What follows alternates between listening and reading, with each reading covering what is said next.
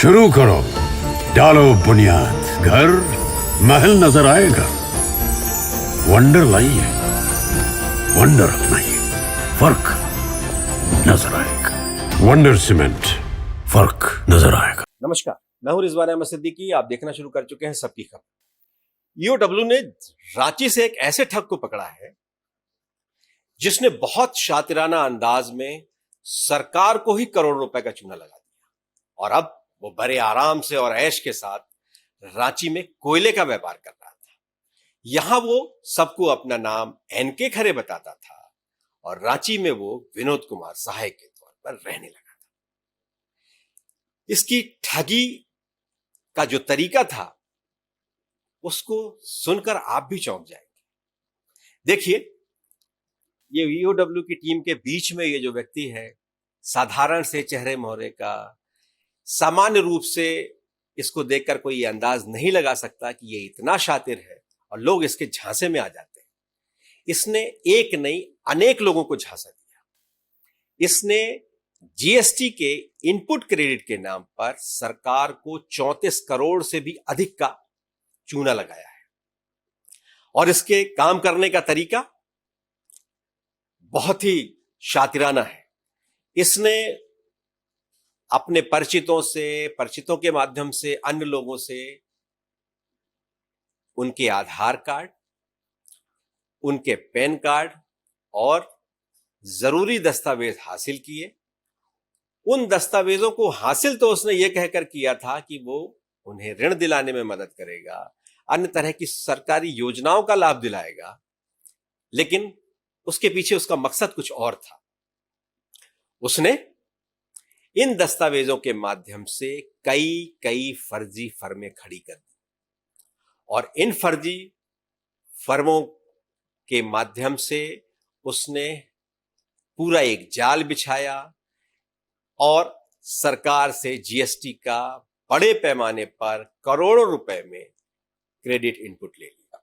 इसने फर्जी ढंग से खरीद फरोख्त दिखाई, रजिस्टर मेंटेन किया, दस्तावेज मेंटेन किए, सरकार को जानकारियां दी और क्रेडिट हासिल कर लिया। और वो कोई मामूली रकम नहीं, करोड़ों रुपए है।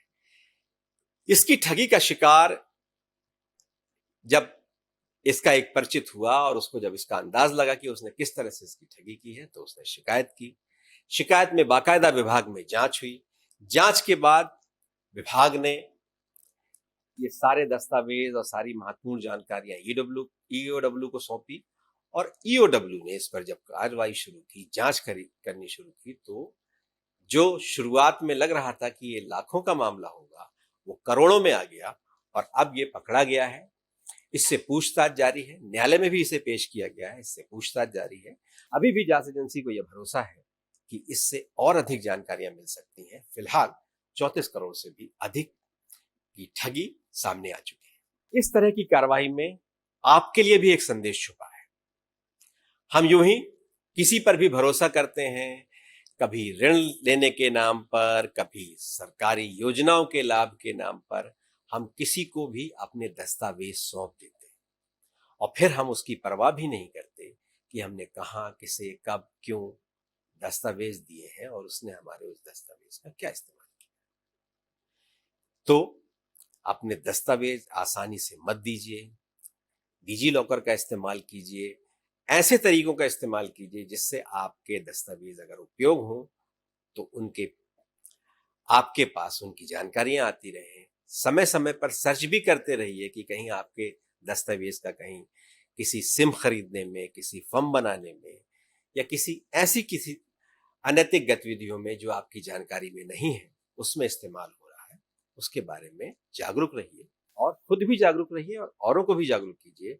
हमारे इस कार्यक्रम को आप शेयर अवश्य कीजिए, इसलिए कि ऐसी ठगी का कोई और शिकार ना हो। तो अगर आपको हमारा कार्यक्रम पसंद आए तो इसे कमेंट कीजिए, लाइक कीजिए, शेयर कीजिए और हमारे चैनल को सब्सक्राइब अवश्य कीजिए। धन्यवाद।